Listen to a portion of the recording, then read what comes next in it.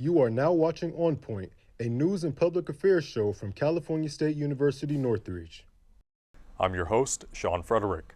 Gun violence in the U.S. is an ongoing issue that doesn't appear to have an evident solution that everyone can agree on.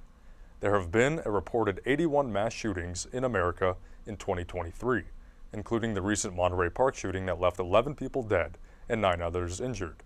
Gun violence is happening everywhere, even in states like California, who carry some of the strictest gun laws in the country, raising the question of what's next for gun legislation in America and who will decide. Quite often, blame swirls landing on a few frequent victims, mental illness, and gun legislation.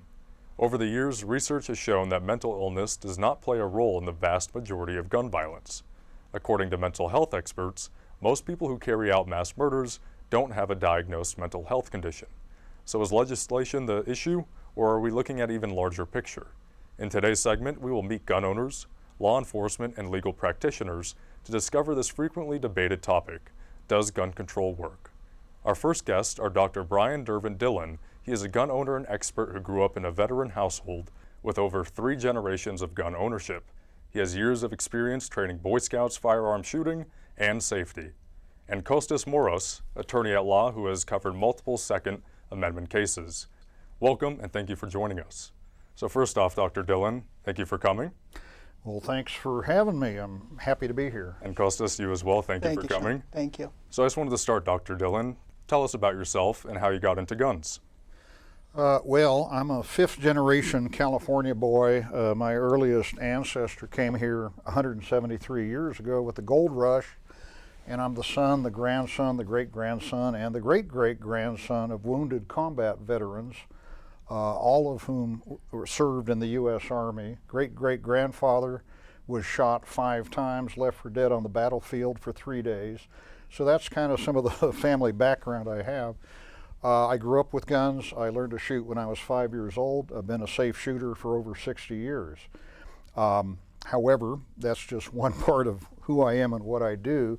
I'm an archaeologist. I got my Ph.D. at UC Berkeley 44 years ago, and I've spent most of my adult life off and on in Central America, where I work in free fire zones, so I'm always having some kind of gun or another shoved up my nose.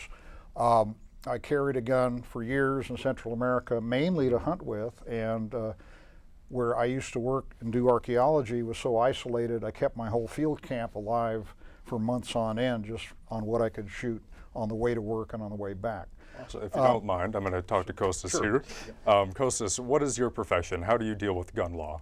All right, so I don't have Dr. Dillon's pedigree, that's for sure, but I'm a Second Amendment attorney. I work for Michelle and Associates, not exclusively a Second Amendment attorney, but that's what we're most famous for. And we represent the California Rifle and Pistol Association in a number of cases challenging various state and local gun laws. So most famously, I think in recent years was the magazine case, Duncan v. Bonta, and there's been several others, probably too many to list right now. But and that Duncan v. Bonta, what was that case about? So Duncan v. Bonta, previously known as Duncan v. Becerra, was a case that challenges, it is a case, it's still active, that challenges California's magazine capacity restriction. So California, unlike the vast majority of states, prohibits any magazines of over 10 rounds to be sold to regular civilians. Police can still have them, but regular civilians cannot possess, buy, sell, or, well, they can sell them to police, but, or otherwise have such magazines. So we think that law is, of course, unconstitutional, and we want to make California like pretty much most other states in the union, including Arizona, Nevada, and until recently Oregon, and not having that limitation. Doctor, what do you think about that case? Well, I personally, I'm an old-fashioned guy. I'm an archaeologist, so I'm into old guns, and I don't really need a high-cap magazine. I shoot revolvers. I don't shoot semi-automatic pistols, so this doesn't really affect me. How do you think gun laws should change? Well, I personally, this is where a lot of my redneck buddies are really going to get angry at me, but personally, if you look at all of the mass shootings and all the cop killings we've had and the racial hate murders we've had in this country recently, they all tend to have 1 or 2 things in common. And when pistols are used, they're always 9mm, And frequently they're black plastic 9mm, and when rifles are used, they're .223 assault rifles. And I'm a hunter. I'm a gun guy. Okay, I don't have either 9mm or .223 assault rifles because they're no good for hunting and they're no good for home defense. I teach home defense. I've taught over 600 Boy Scouts to shoot rifles, and some of them have gone on to become military rifle instructors. 12 of my kids are distinguished experts. There is no higher marksmanship rating. And none of them shoot .223s, and all of the 700 people I've taught to shoot pistols in formal classes, I urge them not to go out and get 9s, but to get .38 revolvers and things like that. And you mentioned at the beginning your redneck friends would not enjoy what you're saying now. No, not at all. Does that happen a lot in your field, where well, people I mean, are telling I you can, one thing or the other? Sure, and I certainly respect Dr. Dillon's position. I'll disagree for a couple reasons. I have a wife who's much, much smaller than I am, about a 120-pound woman here. And I've taken her shooting before. She knows basic shooting. Revolvers in the modern era are very difficult for new, inexperienced shooters to shoot. They have a longer trigger pull, they tend to be heavier, and if you get a small revolver, it's going to have massive recoil, which most people can't handle. She was very competent handling until California forced us to change it, my AR-15, which even with a 10-round capacity limit, it's a light weapon, it's easier to aim. Anybody who's shot a rifle and a handgun, as I'm sure Dr. Dillon wouldn't disagree with me on that, a rifle is generally easier to shoot accurately than a pistol. I don't think we'll disagree on that, at least. As for magazine capacity limits, the idea that you don't need a magazine over 10 rounds for self-defense is true in a lot of situations. You might not happen to need it in that situation. However, if you talk to any police officer, and probably the officer I think you're going to interview later today, they all carry magazines of over 10 rounds. Now, you might say the argument is that cops are more likely to deal with dangerous situations, which is fair. But a cop goes into a situation knowing there's danger coming. They're alert, they're awake, they can call for backup. My wife or me, when we get waken up by a home intruder in the morning and we're half asleep, we might need more capacity because people tend to miss a lot in self-defense situations. And that's another reason why you want a semi-automatic lighter weapon as opposed to something like a revolver or a shotgun, because you might miss more and because those are easier to aim. Now, my focus, of course, is gun law, not so much. I'm not a shooting trainer. I'm not going to pretend I have Dr. Dillon's experience in that, but that's just my take as a layperson in that regard. Yeah. In the wake of the Monterey Park shootings, LA County supervisors proposed a motion that would direct the county's legal counsel to study the feasibility and legality of implementing a county-wide gun registry, including liability insurance for gun owners. If passed, the county would require new signage that warns of the dangers of firearms to be displayed businesses where guns are sold. Additionally, a requirement could be instituted that would require firearms at a gun owner's home to be securely stored in a locked container or disabled with trigger lock. While most gun owners feel that the legislation in places does make for safer conditions due to current regulations in place, there is still a call for stricter laws.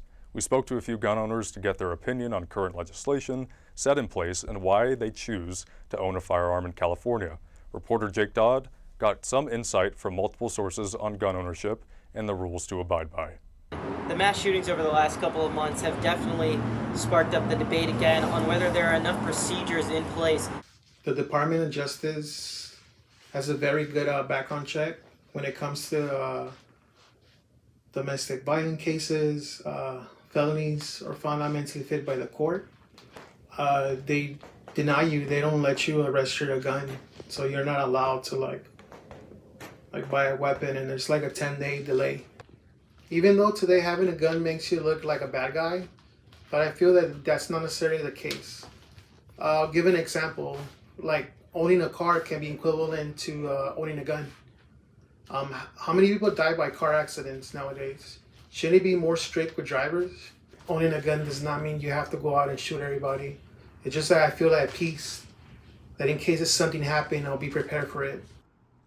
Over the last couple of years, mass shootings have been on the rise, and just a couple of weeks ago, the shooting in Monterey Park devastated the Asian American community in Los Angeles. CSUN's own graduate student Jackie Orchard, who works as a reporter, was one of the first on the scene. You know, you go and you cover something like a shooting and you start wondering, like, why aren't there more restraints? Why aren't there more mental health checks before we hand these things out like candy?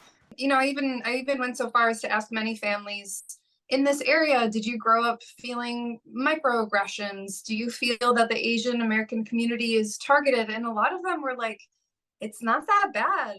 There are definitely times where me as a young woman who lives by herself, and I have lived by myself for the last 10 years, there's plenty of times where I'm super glad I have a gun because I just feel so unsafe. But with it comes like almost like a super heightened fear and respect for weapons. You don't touch it unless it's pointing down range. Like, there's so many rules that responsible gun owners know, and they're always going off in your head like a bell. One thing we can all agree on is that these mass shootings are affecting communities and neighborhoods all around the world. On Point reporter Jake Dodd for Reseda. Thank you, Jake. Mass shootings are an American problem. When compared to other parts of the world, America's gun laws are undeniably more relaxed, making it easier for any individual to purchase a gun. Many gun owners and even the NRA, however, make the argument that guns don't commit the crime, people commit the crime. With so much fear going around, people begin to question, can we limit the amount of guns? Do guns threaten our safety, or can they increase personal security? Attorney Moros, we'll begin with you. Do guns threaten our safety, or do they increase our safety? Neither. Guns are an inanimate object, and it all comes down to how they are used and who is using them. So, for example, we do know, and the range of surveys vary, that there are anywhere from 60,000 to 2.5 million, the truth is probably somewhere in between there, of defensive gun uses per year. We know they happen, and most of them don't actually involve a shot being fired. Someone's about to be mugged or assaulted, they brandish a gun, no problem.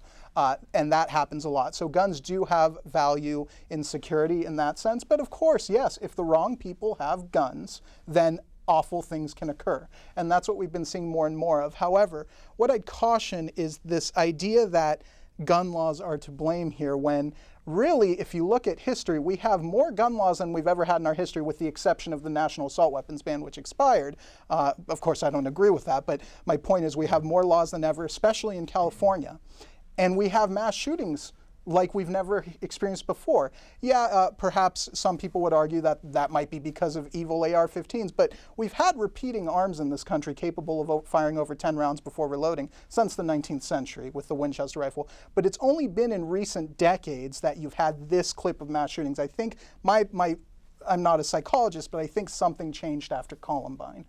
Whether it was the media attention that these kids received, or these killers rather, I shouldn't call them kids, these killers received, or whether it was something to do with the rise of the internet, I can only speculate. But clearly something has changed, and it's not, frankly, our access to guns, because until for much of our history, you could mail order firearms to your door, and mass shootings were not common. Doctor, what do you think is the cause of all this? I agree entirely. The one thing that all of these murderers have in common, all the people that killed people in the San Gabriel Valley, the 2 policemen that were shot in Riverside County, right now there's a reporter who is covering a gun murder in Florida, and he was murdered covering a gun murder. They all have in common is that the people that are doing the killing cannot separate out their violent fantasies from reality, and that is it.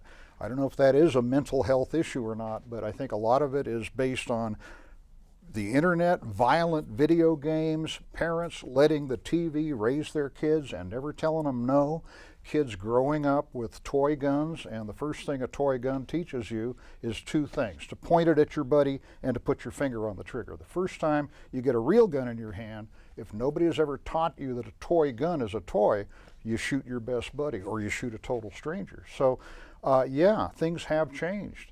I used to take guns to school for show and tell. In 1961, I was 8 years old. Nobody thought a thing about it. There were no helicopters circling overhead. None of them were loaded, and these were historical artifacts. And nobody thought anything about mass shootings. The world has changed. The world has changed, and a lot of it is mass media. And a lot of the culprits, I think, are media and Hollywood. I mean, I used to take guns away from people on a gun range that were endangering themselves. And one of the worst quotes I'm going to share with you is after I took a gun away from a guy who was pointing it right at his buddy's head because he had his video camera out filming it. He said, "You can't take my toy away from me. I know everything about gun safety. I've seen every Bruce Willis movie ever made." And that was his excuse for being totally unsafe and almost killing his best friend. Based off of that excuse that you just told us about, Kostas, what do you think about, for example, in Australia, they bought people's guns back, took them away. Do you think that's something that people are thinking about? Do you think the Second Amendment has to be altered? Are there any other options you can't do that without changing the Second Amendment. I mean, if we're going to get into natural rights philosophy, you can't do it even if you do take away the Second Amendment. But that's another multi-hour long show, so we won't get into that right now. But the mistake here is this idea that, actually, Australia is a perfect example. So Australia had a major mass shooting and took away all these guns, right? Yep. I believe it was in like 1996, 1997. Australia's homicide rate was very low before that, and it was very low after that. It was an exceptional event. It would be like, for example, if France banned trucks after that lunatic drove through the parade and killed 90 people. It was an overreaction to an awful situation. I understand, obviously. I mean, I have a baby daughter. I don't want anything to ever happen to her, so I can absolutely understand why people seek solutions, and we should seek solutions. But I think if you are going to say we can ban, like California has, assault weapons or magazines, and that will solve the problem. Clearly it hasn't. California is the model gun control state, according to the big gun control groups, and it has a disproportionate share of mass shootings. So I think we need to look for new solutions, and I think you mentioned, hopefully I'm not going too long here, but you mentioned LA's considering things like a gun insurance mandate. Well, that just is politicians using what I call legislation as therapy. It is illegal for an insurance company to cover intentional criminal acts. The only thing an insurance can cover is accidents. And gun accidents, although they're unfortunate, have come way down. There's about 500 per year now. We'd like to get it to zero, but it's a small fraction of the problem. And I'm going to weigh in on that one word, accident. As far as I'm concerned, I'm a gun instructor. There's no such thing as a gun accident. I should have said negligence. It's always negligence. And anybody that accidentally shoots somebody, it's never an accident, it's negligence. They have violated one, two, or all three of the most basic gun safety rules.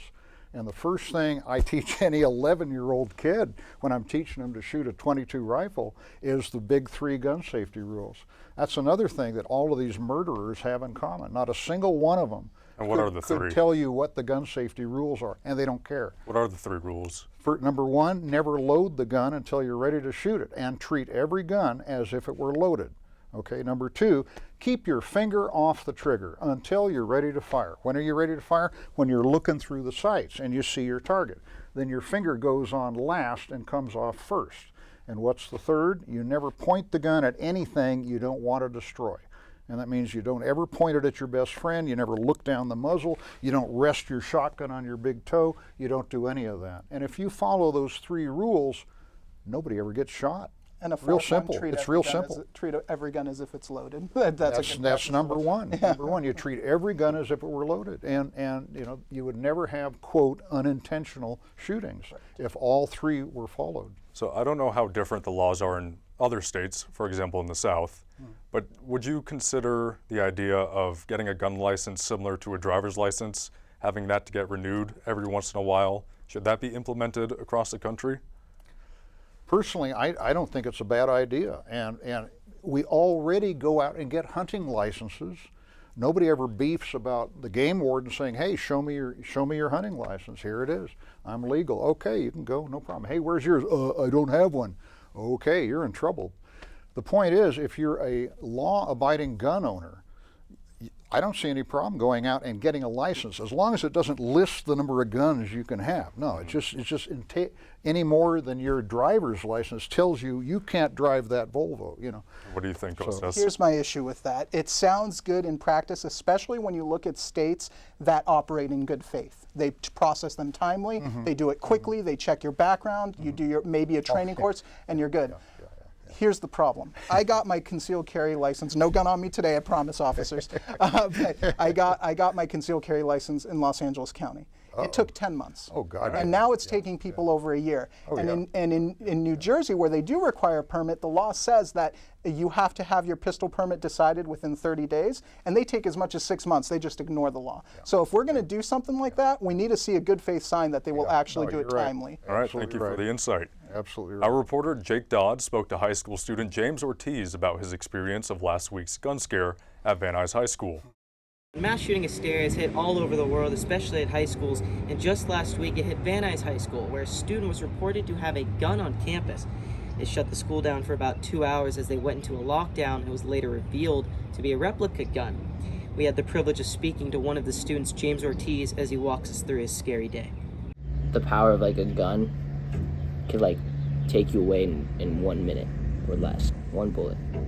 And so, you know, you go through your life, you get distracted by all the things you're doing in your life, that you don't stop to take a second to breathe and put that in perspective, that you could be gone in a second. So when that came through my mind, I was panicking. The whole day I was just going through it and everything was all good, and then all of a sudden we went under lockdown, and I just, you know, I didn't think anything of it at first, and I especially didn't think that it would happen to me. But when I heard that it was just a school shooting, or I was like, my heart dropped, my stomach dropped, and I was just paying attention to just staying calm. And then later we found out that it was a replica, and that's when I was like, all the weight was off my shoulders. But it really put in perspective, like, it really can be you. Like, you're not invincible, and like, all this stuff you hear on the news and on TikTok and everything is like, you're not untouchable. Like, it's scary.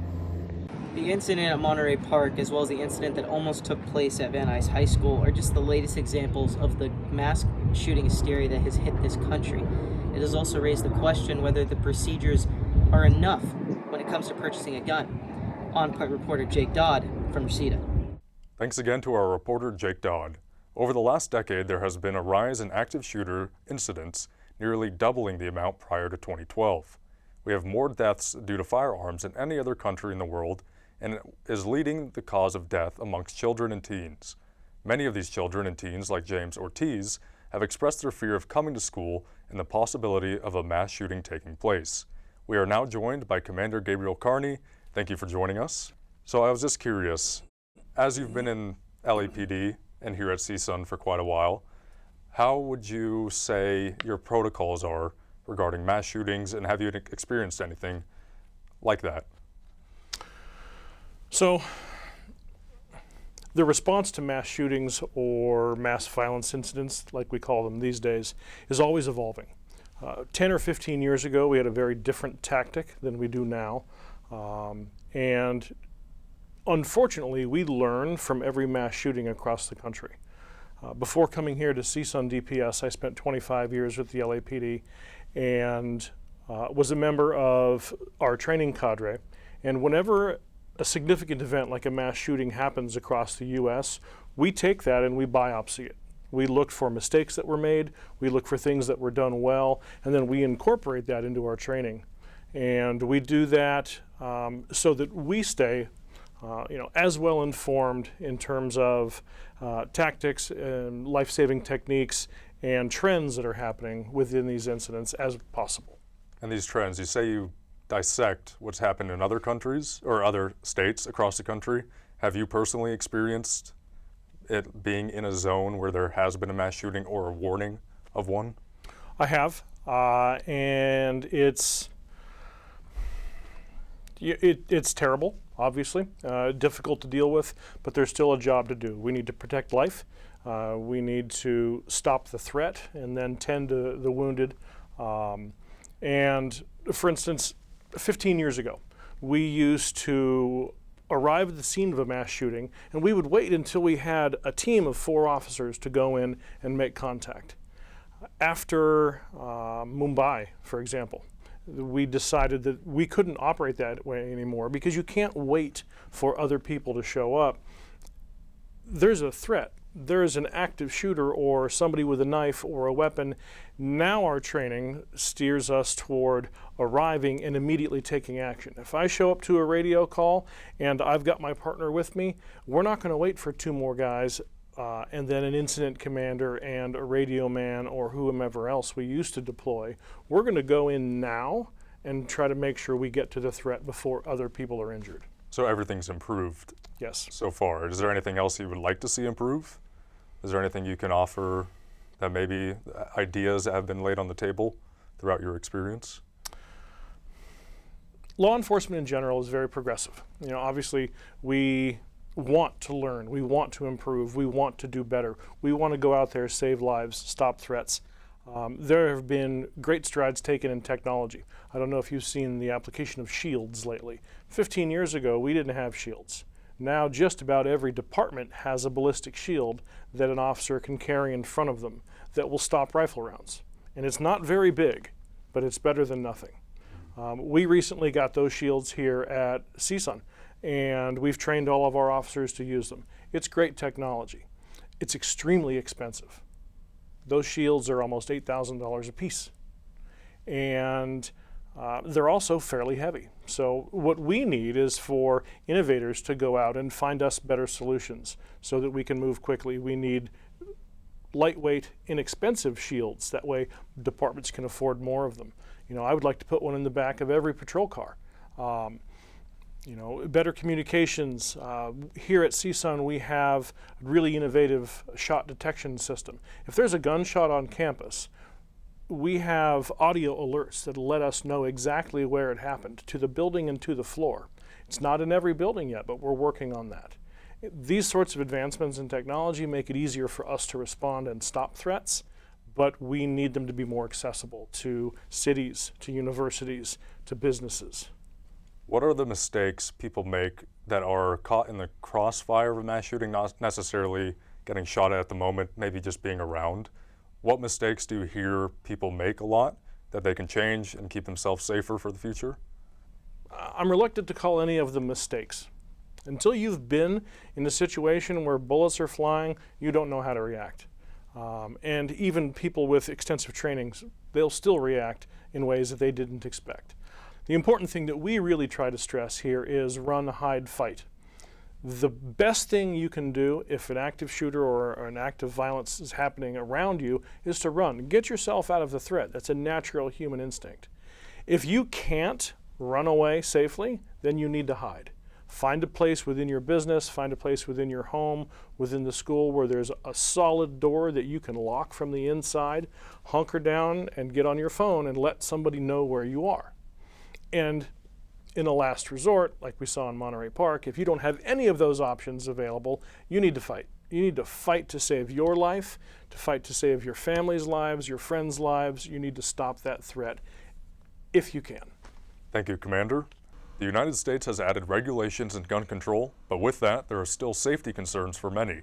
Mental illness is often mentioned being the cause of mass shootings, while research by experts may point in another direction. There is a call to ban the ownership of firearms, but as Americans, the Second Amendment is a constitutional right.